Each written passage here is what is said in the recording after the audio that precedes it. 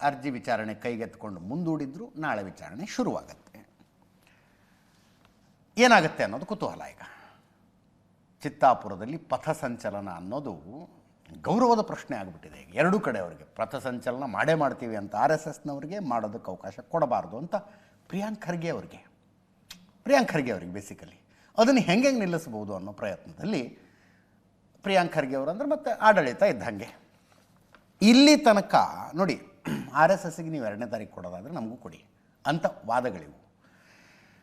ಭೀಮ್ ಆರ್ಮಿಯವರು ಒಂದು ಅರ್ಜಿ ಹಾಕ್ಕೊಂಡ್ರು, RSSನಂತೆ ನಮಗೂ ಪಥಸಂಚಲನಕ್ಕೆ ಅವಕಾಶ ಕೊಡಿ ಅಂತ. ದಲಿತ ಪ್ಯಾಂಥರ್ನವರು ಅರ್ಜಿ ಹಾಕ್ಕೊಂಡಿದ್ದಾರೆ. ಸಂವಿಧಾನ ಪೀಠಿಕೆ ಮತ್ತು ಲಾಠಿ ಎರಡೂ ಹಿಡ್ಕೊಂಡು ನಾವು ಪಥಸಂಚಲನ ಮಾಡ್ತೀವಿ ಅಂತ. ದಲಿತ ಪ್ಯಾಂಥರ್ ಇವತ್ತು 3 ಅರ್ಜಿ ಬಂದಿದ್ದಾವೆ. ರಾಜ್ಯ ರೈತ ಸಂಘದೊಂದು, ಮಹಾರಾಷ್ಟ್ರ ಮಾದರಿಯಲ್ಲಿ ಬೆಳೆ ಹಾನಿ ಪರಿಹಾರಕ್ಕೆ ನಾವು ಪ್ರತಿಭಟನೆ ಮಾಡೋರು 2ನೇ ತಾರೀಕು ಅಂತ. ಕ್ರಿಶ್ಚಿಯನ್ ಸಂಘದವರು ವಿಶ್ವಶಾಂತಿಗಾಗಿ ಪ್ರಾರ್ಥನಾ ನಡಿಗೆ ಮಾಡ್ತೀವಿ, ಪರ್ಮಿಷನ್ ಕೊಡಿ ಅಂತ ಅರ್ಜಿ ಹಾಕ್ಕೊಂಡಿದ್ದಾರೆ. ಕುರುಬ ಸಮುದಾಯದಿಂದ ನಮ್ಮನ್ನು ಎಸ್ ಟಿಗೆ ಸೇರ್ಪಡೆ ಮಾಡಬೇಕು ಅಂತ ಒತ್ತಾಯಿಸಿ ಚಿತ್ತಾಪುರದಲ್ಲಿ ನಾವೊಂದು ಬೃಹತ್ ರ್ಯಾಲಿ ಮಾಡ್ತೀವಿ, ನಮಗೆ ಅವಕಾಶ ಕೊಡಬೇಕು ಅಂತ. ಇದು ಬೇಸಿಕಲಿ ಏನು ಪ್ರಯತ್ನ ಅಂದರೆ, ನೋಡಿ RSSನವ್ರಿಗೆ ಕೊಡೋದಾದ್ರೆ ನಮಗೂ ಕೊಡಿ ಅಂತ ಇಷ್ಟು ಜನ ಬಂದಿದ್ದಾರೆ, ಏನು ಮಾಡೋದು ಅಂತ ನಾಳೆ ಹೈಕೋರ್ಟ್ ಮುಂದೆ ವಾದ ಮಂಡನೆ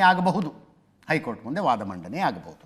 ಅದರ ಪರ ವಿರುದ್ಧ ಸ್ಟೇಟ್ಮೆಂಟ್ಗಳು. ಜ್ಞಾನಪ್ರಕಾಶ ಸ್ವಾಮೀಜಿಗಳು ಸಿಟ್ಟಿಗೆದ್ದು ಬಿಟ್ಟಿದ್ದಾರೆ. ಅವರು ನೋಂದಣಿ ಇರದ ಸಂಘಟನೆಗೆ ಅವಕಾಶ ಕೊಟ್ಟರೆ ನೀವು ನ್ಯಾಯಾಧೀಶರಲ್ಲ, ಪಕ್ಷದ ಗುಲಾಮರು ಅಂತ ಹೈಕೋರ್ಟ್ನ ನ್ಯಾಯಾಧೀಶರಿಗೆ ಹೇಳಿದ್ರು. ಅವರು ನೀವು ಅನುಮತಿ ಏನಾದರೂ ಕೊಟ್ಟರೆ ನೀವು ನ್ಯಾಯಾಧೀಶರಲ್ಲ,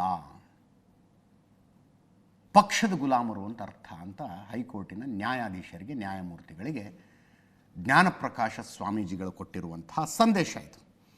ನ್ಯಾಯಾಧೀಶರು ಸಂವಿಧಾನ ಪೀಠದ ಮೇಲೆ ಕುಳಿತಿರೋದು, ನೀವು ಪರ್ಮಿಷನ್ ಕೊಟ್ಟರೆ ಸಂವಿಧಾನ ಪೀಠದಲ್ಲಿ ಕುಳಿತುಕೊಳ್ಳೋದಕ್ಕೆ ಅನ್ಲಾಯಕ್ಕು. ನೀವು ಯಾವ ಸಂಘ ನೋಂದಣಿಯಾಗಿದೆ ಅಂತ ನೋಡಿ ತೀರ್ಪು ಕೊಡಿ. ಏನಾದರೂ ನೀವು ಆದೇಶ ಕೊಟ್ಟರೆ ಸಂವಿಧಾನಕ್ಕೆ ಮಾಡಿದ ದ್ರೋಹ, ಜಾತಿ ಧರ್ಮದ ಹೆಸರಿನಲ್ಲಿ ಬೆಂಕಿ ಹಚ್ಚೋ ಕೆಲಸ ಶುರುವಾಗಿದೆ ಅಂತ ಜ್ಞಾನಪ್ರಕಾಶ ಸ್ವಾಮೀಜಿಗಳು ಹೇಳಿದ್ರು. ಅವರೇ ಕೇಳ್ತಾರವರು, ದೊಣ್ಣೆಗಳಿಂದ ರಕ್ಷಣೆ ಆಗೋದಾದರೆ BSF ಯಾಕೆ ಬೇಕು, ರೇಪ್ ಬಗ್ಗೆದ್ದು ಯಾರೂ ಧ್ವನಿ ಎತ್ತುತ್ತಿಲ್ಲ, ನೀವೆಂಥ ದೇಶಭಕ್ತರು ಇತ್ಯಾದಿ. ಇದು ಪ್ರಿಯಾಂಕ್ ಖರ್ಗೆ ಅವರನ್ನು ಬೆಂಬಲಿಸಿ ಜ್ಞಾನಪ್ರಕಾಶ ಸ್ವಾಮೀಜಿಗಳು ನಡೆಸಿದಂಥ ಪ್ರತಿಭಟನೆ ಯಾದಗಿರಿಲಾಗಿದ್ದಿದ್ದು.